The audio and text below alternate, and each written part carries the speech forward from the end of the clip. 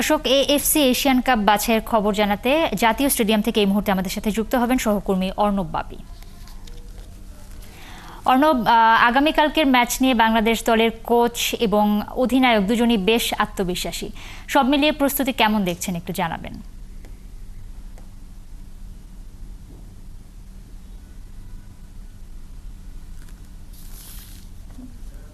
অবশ্যই এই ম্যাচটা নিয়ে কিন্তু বাংলাদেশের প্রস্তুতি অনেকদিন ধরেই শুরু হয়েছে। বিশেষ করে বাংলাদেশের যে বদলে যাওয়া বাংলাদেশ, নতুন এক বাংলাদেশ, যে বাংলাদেশে একাধিক প্রবাসী ফুটবলার আসার কারণে কিন্তু দলের উদ্দীপনা, দলের মধ্যে যে চেষ্টা, সেটা কিন্তু অনেক গুণে বেড়ে গেছে। এবং আপনি জানেন যে এশিয়ান কাপ বাছাই পর্বে বাংলাদেশ তাদের প্রথম ম্যাচটা কিন্তু ভারতের সঙ্গে ড্র করেছে ভারতের মাটিতে।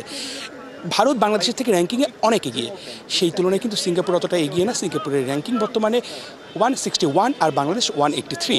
তো র্যাঙ্কিং এবং সব কিছু মিলিয়ে বাংলাদেশ সিঙ্গাপুরের সঙ্গে এই যে নতুন জাতীয় স্টেডিয়াম, যে স্টেডিয়ামটা আপনি দেখতে পাচ্ছেন পেছনে, এবং কয়েকদিন ধরেই কিন্তু সংবাদ মাধ্যমে নিউজ হয়েছে যে নতুনভাবে সাজানো হয়েছে, এবং সবশেষ ভুটান ম্যাচটাও কিন্তু মানুষের উপচে পড়া ভিড় ছিল এই স্টেডিয়ামে। এবং এই স্টেডিয়ামটায় যে 22,000 সমর্থক লাল সবুজের জন্য যে গর্জন তুলতে আসবে, সেখানে কিন্তু জামাল, তপু, রাকিবরা কিন্তু সর্বোচ্চ পরিমাণে ভালো একটা ফুটবল উপহার দেওয়ার চেষ্টাই করবে। এখন বলা যায় যে মাঠের ফুটবলটা কী ধরনের হতে পারে, কোচ কাবরেরা কী ধরনের ট্যাকটিক্স প্ল্যানিং করতে পারে। আমরা জেনেছি যে কোচ কাবরেরা কিন্তু একটা মধুর সমস্যায় পড়েছেন, বিকজ তার সেরা একাদশ সাজাতে গেলে কিন্তু নানা রকম হিসেব নিকেশ করে সাজাতে হচ্ছে। তার সেরা একাদশে একাধিকবার আমরা দেখতে পেরেছি যে মিডফিল্ড বলেন, ফরওয়ার্ড বলেন এবং হচ্ছে ডিফেন্স, একাধিক পরিমাণে রিজার্ভ বেঞ্চ স্ট্রং আছে। আমরা এর আগের ম্যাচে কিন্তু মোটামুটিভাবে দেখতে পেয়েছি যে মোরসালিন এবং বাকি গুরুত্বপূর্ণ কিছু প্লেয়ারকে কিন্তু পরে নামানো হয়েছে। এখন জামালকে এই ম্যাচে শুরুর একাদশে ট্রাই করবে কিনা সেটাও আমরা বুঝতে পারবো। আমরা একটু অনুশীলনটা সমর্থকদের দেখতেছি যে অনুশীলনে দেখতে পাচ্ছি হামজা চৌধুরী যেরকম আছে সেরকম হামজা চৌধুরীর পাশে ফাহমিদুল আছে, এবং পুরো ফুটবলাররা তাদের ম্যাচের আগের দিন তাদের নর্মাল যে ট্রেনিং সেশনগুলো সেটা কিন্তু ক্লোজ ডোর হবে, মানে প্রথম 15 মিনিট মিডিয়ার জন্য উন্মুক্ত থাকে, যেখানে ফুটবলারগুলো তাদের ফিটনেস নিয়ে কিন্তু কাজ করে। সেই কাজটাই কিন্তু এখন করছে এই মুহূর্তে ট্রেনিং সেশনে। এবং সিঙ্গাপুরের সঙ্গে ম্যাচটা যে প্রতিদ্বন্দ্বিতাপূর্ণ হবে সেটা কিন্তু দুই দলের কোচই বলেছে। এবং এশিয়ান কাপ বাছাই পর্বে বাংলাদেশ ভারতকে রুখে দেওয়ার কারণে একটা ভালো অবস্থানে আছে। আর ভারতের সঙ্গে যেহেতু বাংলাদেশ ড্র করেছে, তাই সিঙ্গাপুর কঠিন প্রতিপক্ষ হিসেবেই কিন্তু বিবেচনা করছে বাংলাদেশকে।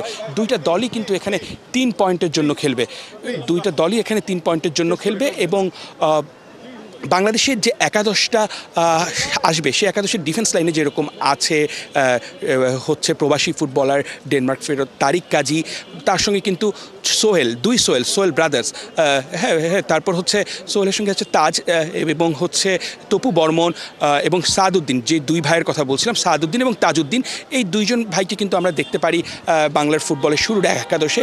সুমন রেজা যেরকম আছে এরকমভাবে শুরুর একাদশে না হোক সাব হিসেবে খেলানো যেতে পারে। এবং ফাহমিদুলের কিন্তু শুরুর একাদশ, এবং সমিত সোমকে নিয়ে বাংলাদেশের মিডফিল্ড থেকে বল যদি সেরকমভাবে ফরওয়ার্ডে ডেলিভারি করতে পারে, পুরো দলটাকে এক সুতোয় বাঁধার যে কাজটা কোচ কাবরেরা দীর্ঘদিন ধরে করে আসছে, তারই কিন্তু প্রতিফলন কিন্তু বাংলাদেশ সিঙ্গাপুর ম্যাচের পরের ম্যাচে দেখতে পারবো। হামজা হচ্ছে বাংলার ফুটবলে যে উন্মাদনা ফিরিয়ে এনেছে, এই হামজাকে ঘিরেই কিন্তু নতুন এক উন্মাদনা তৈরি হয়েছে। এবং হামজা চৌধুরী সহ পুরা ফুটবলার গত কয়েকদিন টিম হোটেলে তাদের মধ্যে যে বন্ডিং তৈরি হয়েছে, এবং 1 মে থেকে যে ট্রেনিং ক্যাম্প শুরু হয়েছে, একে একে কিন্তু বিদেশি ফুটবলাররা এসেছে। সবার আগে এসেছে ফাহমিদুল, তারপর হামজা চৌধুরী, তারপর সুমিত সোম, এবং পুরো গোটা দল নিয়ে কিন্তু কোচ কাবরেরা বেশ কয়েকটা ট্রেনিং সেশন করতে পেরেছে। এবং হামজা এবং কোচের সঙ্গে কথা সাক্ষাৎই বোঝা গেল যে ম্যাচ প্ল্যানিংটা করেছে সেখানে কিন্তু হামজাকে একটা ভাইটাল রোল প্লে করতে হবে। সমিত সোমের রোল কি